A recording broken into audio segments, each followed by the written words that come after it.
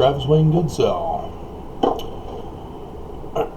When Mormon apologists try to take you down a rabbit hole away from the fact that there are no plates of the Book of Mormon, you just simply tell them, I need the plates. I can't trust any of this. None of this is evidence of the Book of Mormon. And what needs to happen before you do any of the distractions of shiny keys and rabbit holes is to first obtain the plates. And it's kind of difficult because the angel took them back to the other dimension.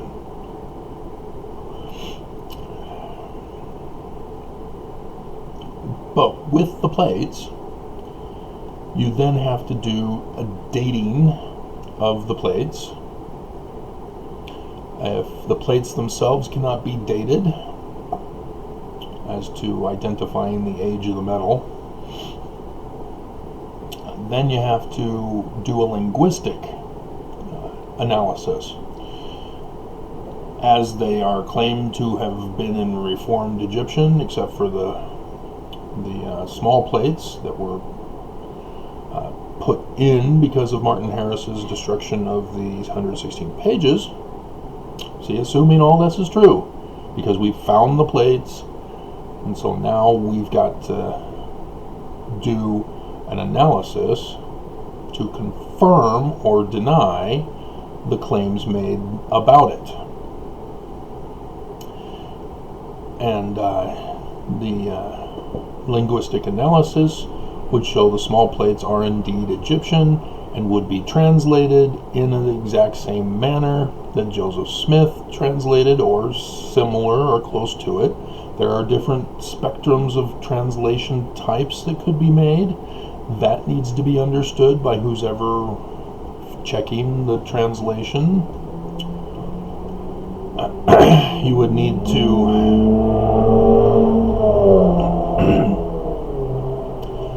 confirm that it's not from contemporary to the time period of the claim that it was written, such as the early 1800s, because that's how you identify forgeries.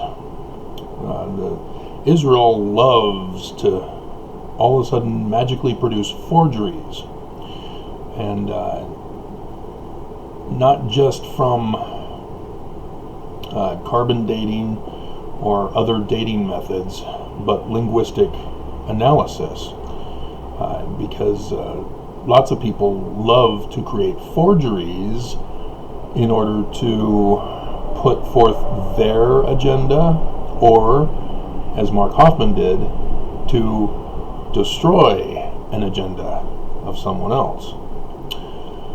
Such as Jews would love to ruin Christianity. And if you have an evil actor who forges a claimed Dead Sea Scroll, and it says that a man named Emmanuel denounces Christians and supports Jews, you can sort of see that there's a bias behind the author, and there are other checks that you can make, such as anachronisms. For example, if Christians claim to find a document from the BCs or before 325 AD that claims that God is Trinity, well, you know that's an anachronism, because it was therefore written after 325 AD. You cannot impose something current or after the time frame of which you are writing. That's how you expose frauds, is with anachronisms. And the Bible is full of them. So then you have to reevaluate what the Bible actually is. Similarly, you have to, as Mormons, you guys have to reevaluate what the Book of Mormon is, because it's not what it claims to be, because there is no plates. Without the plates, nobody is required to believe you. You can have a whole bunch of Mormons come and falsely testify that you had a spiritual witness that the Book of Mormon is true, and we're still not obligated to believe you. And you can throw a temper tantrum, you can say that we're religious bigots, but you're the one in error. And so let's do a case example for me. The only evidence for me is me. However, if you find a document and you have heard that it is attributed to me, that something I wrote, then yes, you'd have to do the same type of thing. You'd have to examine the document, do a test to show that the paper is in the right time frame. The ink, that's what got Mark Hoffman in trouble, was the ink. The method of forging caused the ink to crack, and that gave him away. And so it would have to be in my handwriting. You know, if it's a journal that I wrote. I had lots of journals. And so if somebody goes digging in the dump, where my dad threw them all away, digs it all up and finds these journals, but the dates are missing, you know, then you'd have to say, I heard Travis say that he had written journals, and we've found journals in what could be the location of where he said his dad threw them away. So you'd have to do the exact same type of thing that would be expected had we found plates, or had we found, well, archaeological evidence. You'd have to first do all these initial steps first. You can't say that, oh, well, we found the name Alma on a document that refers to a man, not a woman. We found coins in America. We found the Temple of Solomon. That's a complex one, because first you have to identify what the actual Temple of Solomon was. The temple in Jerusalem, the two temples in Jerusalem, are not named. They're just the Jerusalem temple. And so that's a problem, because the names of Solomon and David cannot be found at the site. So are those the temples that we're supposed to be looking for in America? And where in America?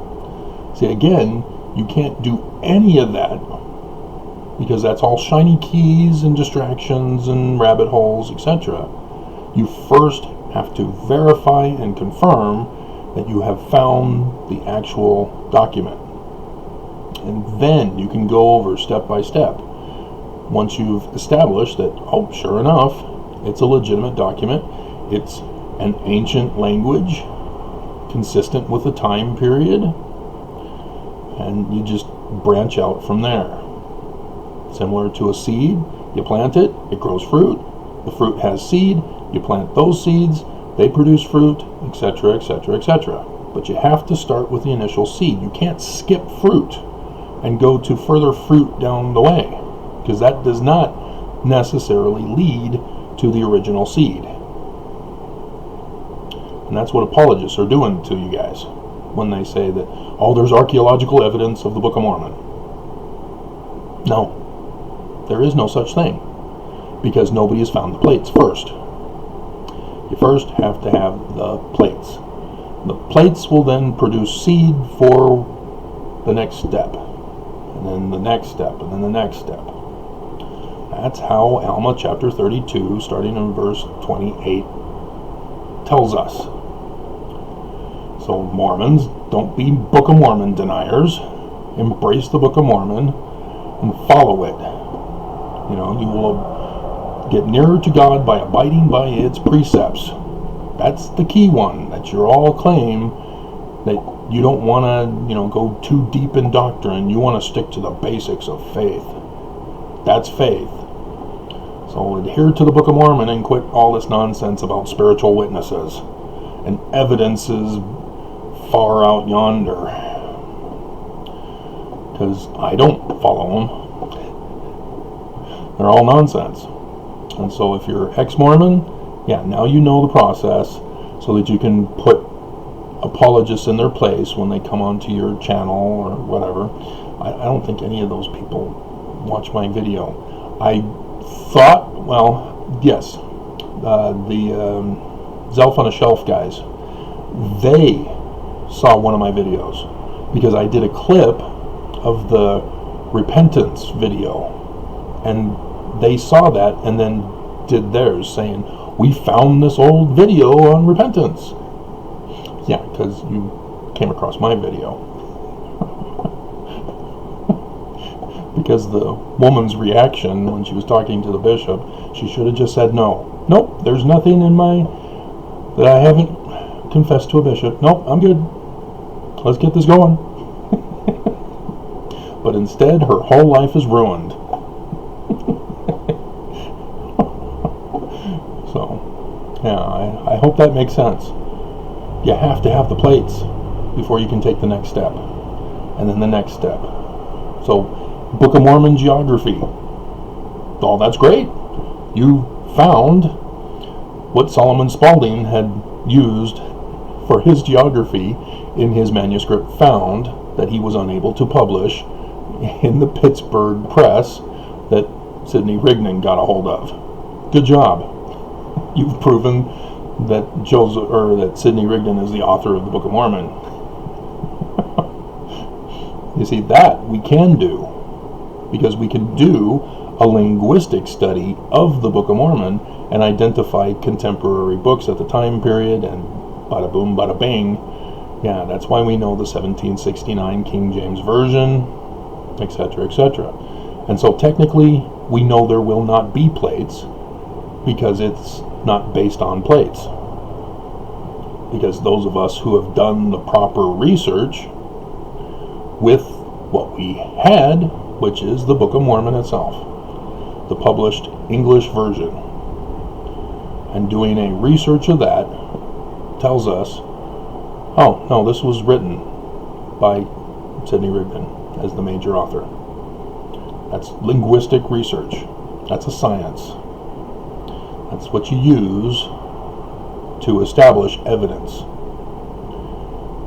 Forensic evidence for crime and for other investigations. That's what they have to do. Cops don't go by a spiritual witness. I've received a spiritual witness that you're a drug lord. But I was just going to the grocery store. Yeah, poor Granny. What did she do wrong? Leave her alone. Stop spiritual witnessing